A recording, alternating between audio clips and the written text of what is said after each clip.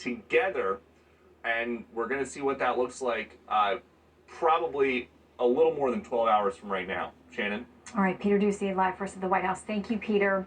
And for a first-hand account of the Ukrainian point of view on tonight's developments, let's bring in a member of Ukraine's parliament, Alexei Goncharenko. He is live in Kyiv, where it is Thursday morning. Sir, can you tell us how you're doing tonight and what's the mood there in the city? Hello, I cannot say good morning, unfortunately. There are explosions around the city. Our military infrastructure, airports are bombed. And it's not only about Kiev, it's Odessa, Kharkiv, Mariupol. It's the big cities of the country and smaller cities too. So we have a full-scale attack on Ukraine using heavy artillery and aviation and rockets.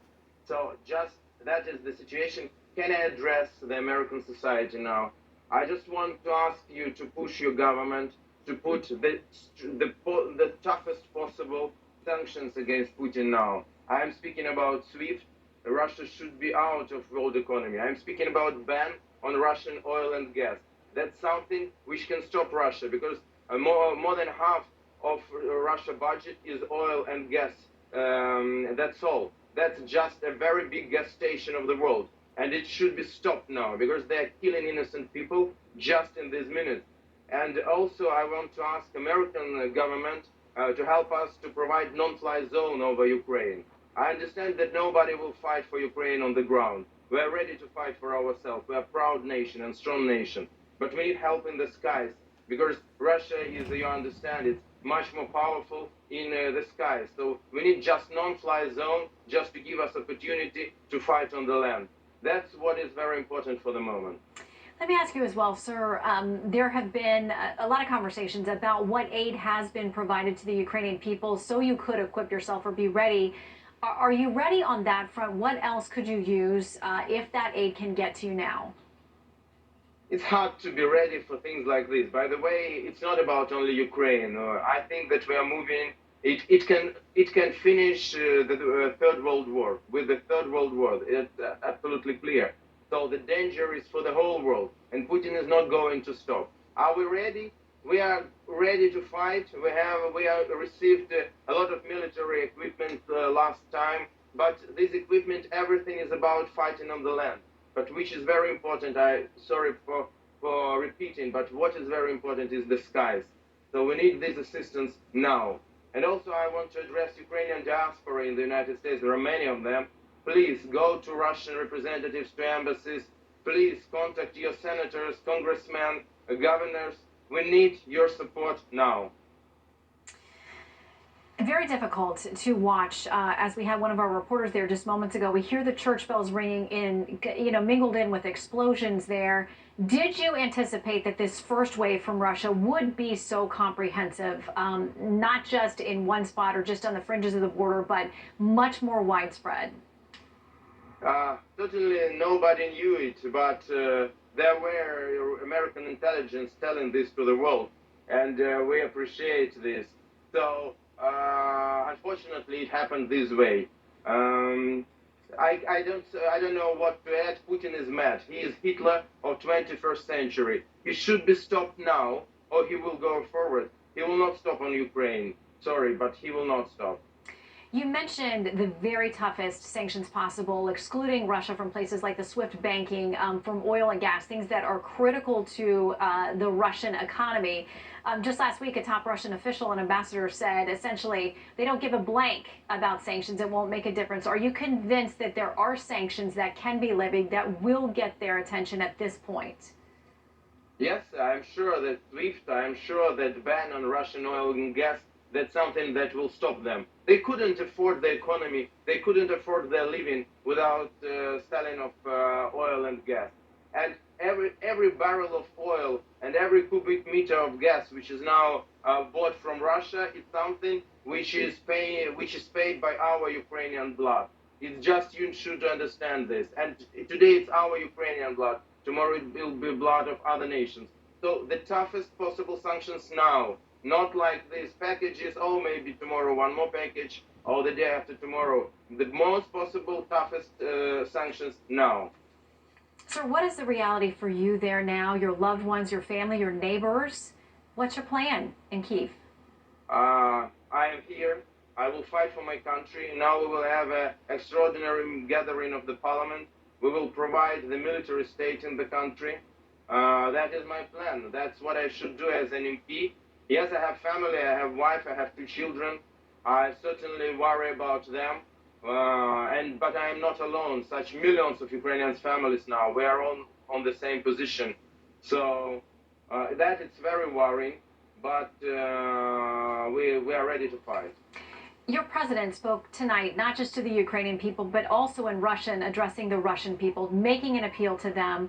What would be your message to the Russian people, not the leaders, but the people this morning? Russian people should stop this killer. Putin is killing them too. And they should go to the street. They should not be afraid of. Because if they will be afraid of, it's like a Hitler. If one was afraid, then second, then third. You know this story. When they came for one, I was in silence. Then when they came for a second, I was in silence. That's the situation. And Russian soldiers will now die in Ukraine.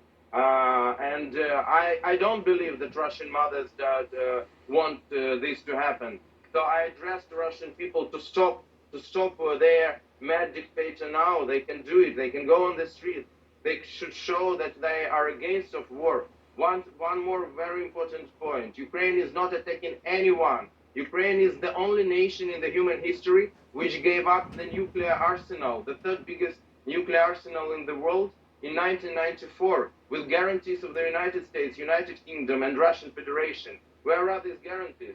Now we are bombed and killed, and we don't have any more nuclear weapon. What is the message to the world now? Just never believe in the guarantees. Just have a nuclear power or wherever weapons we can have. That's an awful message to the world. That's something which everybody on the planet will pay for. So that's a really crucial moment. You mentioned the possibility of a parliamentary meeting. I mean, would that be physically possible? What is the plan for holding together the Ukrainian government, of which you're a member at this point?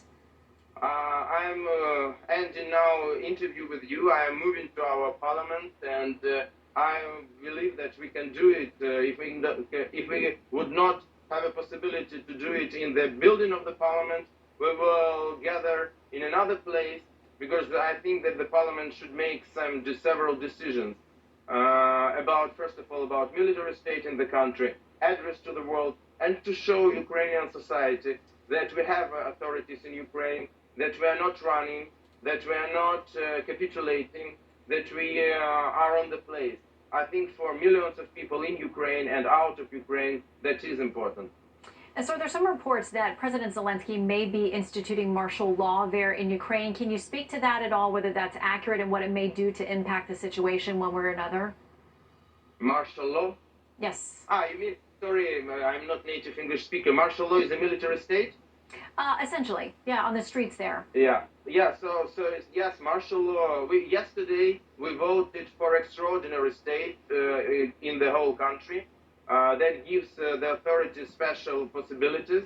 But now we need to go further, because the situation is that is a big war now. Yesterday it was not, but today it is. Okay, we've been speaking with Ukrainian Member of Parliament Alexei Goncharenko. We thank you for your time. The world across the board is condemning what has happened there in Ukraine, and we are watching moment by moment, praying for the innocent people who are involved. Thank you, sir. Thank you very much. Thank you. All right, I want to go back live. Continue. Yep, Bill Clinton set up the whole thing. I know y'all don't want to hear it, but I'm just telling you the truth. I remember it like it was yesterday. We promised these people that we would defend them. Russia promised that they would never fully invade them again. They invaded them in 2015 when Obama was in office, when they took Crimea. Trump was in office, they didn't do shit. Soon as Obama's lapdog, vice president, gets in, within the first year, as soon as they saw what happened in Afghanistan, they were emboldened. And here they go, now they're about to take over the whole country. And if you go pull up a map right now and look at the rest of those countries to the east, they're just like bowling pins. Ukraine was the biggest, strongest country that was there. All the rest of those countries will fall like dominoes if he decides to go in there. We ain't gonna do shit about it at all.